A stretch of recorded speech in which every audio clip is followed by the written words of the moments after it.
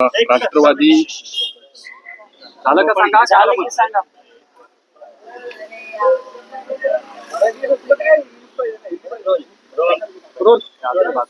दादा, पिंपरी आणि चिंचवडमध्ये थेट लढत जी आहे ती तुमच्या भाजपच्या विरोधातच आहे का? तुम्ही प्रमुख विरोधी पक्ष कोणाला समजता?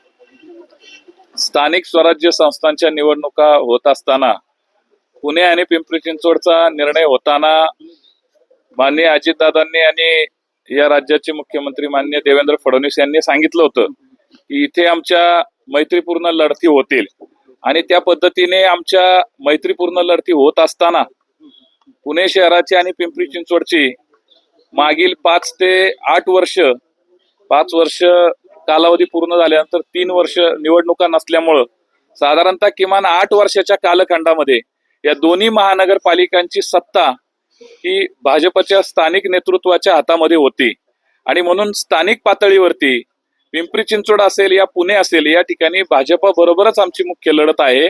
कारण इतर पक्षांचे तुल्यबळ पाहता भाजपशी आमची मुख्य लढत आहे आणि त्यामुळं स्थानिक पातळीवरती पिंपरी चिंचवड आणि पुणे महानगरपालिकेमध्ये भाजप बरोबर राष्ट्रवादी काँग्रेस पक्ष आम्ही पूर्ण ताकदीनिशी त्या ठिकाणी लढणार आहोत. विषय असा आहे ना, आता ह्या सगळ्यांना टॅकल करायला ना सुद्धा अजित पवार मैदानात उतरतायत. आज पिंपरी चिंचवड मध्ये पत्रकार परिषद घेत आहेत. उद्या जे आहे ते पत्रकार परिषद 2 दिवसात पुण्यात घेतील.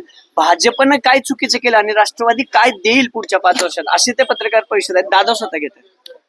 हे लक्षात घ्या आपण की माननीय अजितदादा पवार साहेब यांच्या हातामध्ये पिंपरी चिंचवडची महानगरपालिका असताना पिंपरी चिंचवड महानगरपालिका आर्थिकदृष्ट्या अत्यंत सक्षम होती आणि आज पिंपरी चिंचवड महानगरपालिकेची तिजोरी खाली झालेली आहे. गेल्या 8 वर्षामध्ये पिंपरी चिंचवड मध्ये भ्रष्टाचाराचं अक्षरशः रान मोकळं झालेलं आहे आणि भ्रष्टाचाराने त्या ठिकाणी अत्यंत मोठ्या प्रमाणामध्ये खळबळ उडालेली आहे. सर्वसामान्य लोकांना माननीय अजितदादांनी जे काम केलेलं आहे त्या 8 वर्षामध्ये दादांच्या कामाच्या व्यतिरिक्त कुठेही पिंपरी चिंचवडमध्ये डेव्हलपमेंट दिसत नाही आणि त्यामुळं पिंपरी चिंचवडची जनता ही माननीय अजितदादांच्या हातामध्ये ही सत्ता पुन्हा देण्यासाठी उत्सुक आहे. कारण पिंपरी चिंचवडचा कारभार हा लोकांना समजलेला आहे. भ्रष्टाचाराने माखलेला पिंपरी चिंचवडचा कारभार आहे. तसंच पुणे महानगरपालिकेमध्ये सुद्धा जे माननीय अजितदादांनी बारामतीमध्ये आणि पिंपरी चिंचवडमध्ये ज्या डेव्हलपमेंट्स केलेल्या आहेत या पुणे शहरामध्ये सुद्धा लोकांकडनं हीच अपेक्षा आहे.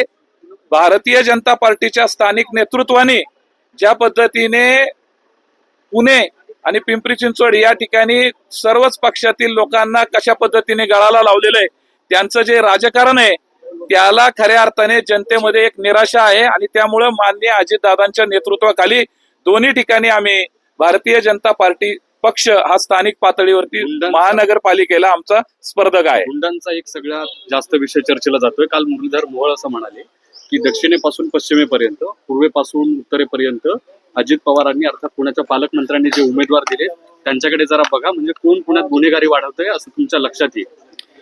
नाही, माननीय मुरलीधर अण्णा मोहोळ यांनी सांगितलं ज्या गुन्हेगारी संदर्भामध्ये तर भारतीय जनता पार्टीच्या पक्षामध्ये सुद्धा त्यांनी डोकावून पाहिलं पाहिजे की त्यांनी सुद्धा गुन्हेगारी पार्श्वभूमी असणाऱ्या धनकवडीमध्ये चोरगे परिवारामध्ये उमेदवारी दिलेली आहे आणि त्यामुळे त्यांना नैतिक हा अधिकार राहत नाहीये की माननीय अजितदादांनी गुन्हेगारी पार्श्वभूमीच्या पद्धतीने संपूर्ण पुण्यामध्ये हे चुकीचं बोलणं आहे त्यांचं. कारण जे काही उमेदवार आहेत त्यांना आमच्या पक्षामध्ये पूर्वी ते नगरसेवक होते आणि त्यामुळं विशेषतः आम्ही महिलांना उमेदवारी दिलेली आहे आणि त्यामुळं या ठिकाणी कुठलाच पक्ष अशा पद्धतीने स्वतः काहीतरी खूप स्वच्छ आहोत आणि इतरांच्या अंगावरती आपण शिंतोडे उडवतोय हे अत्यंत चुकीचं आहे.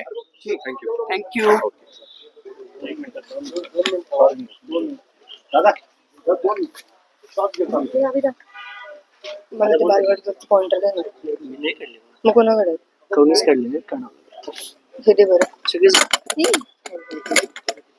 ठीक आहे. ए ते बंद कर ना तुषार रेकॉर्डिंग.